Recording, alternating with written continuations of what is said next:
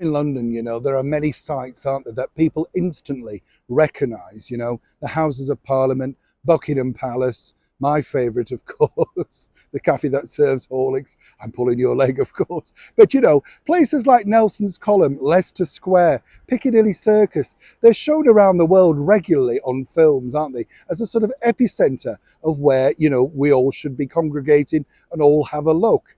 I don't know about you, but when you go to these places, wherever you are in the world, do they live up to expectations? There are certain things, of course, that really do live up to expectations.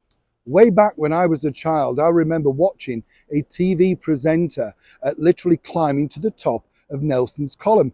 Fascinating stuff. Hardly looked like it, you wouldn't be able to do it now with health and safety, you know what I mean?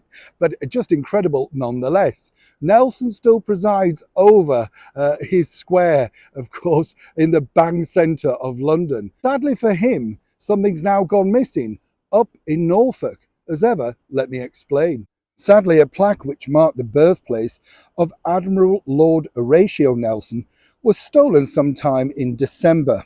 This is in Norfolk, and Norfolk police have now issued a plea for anyone with information to come forward as they try to hunt down the missing memorial plaque, and those involved naturally in its theft.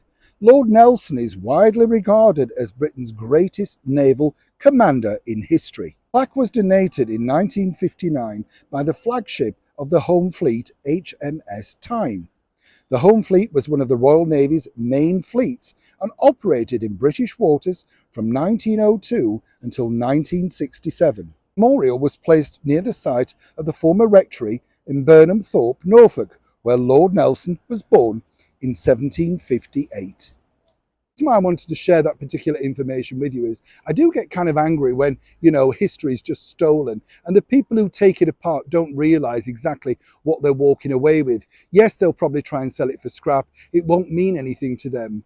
But to the thousands of people that have looked, admired and walked past that plaque, he was a man of inspiration. He's part of history. And isn't it a terrible situation, the world that we now live in, that everybody's history is seemingly wiped away for a very quick buck?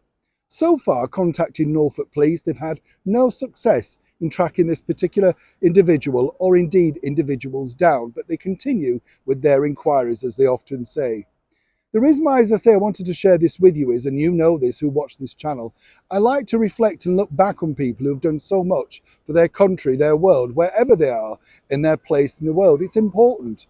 But as I say, it's such a shame, isn't it? With statues being removed, knocked down, quotes being rewritten, history being rewritten, and now plaques just stolen, literally in thin air.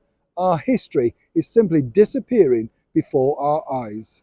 Let's just hope somebody is kind enough to come forward, or indeed perhaps replace it quietly in, of course, the respected manner it should be. Neil Sean in the very heart of London.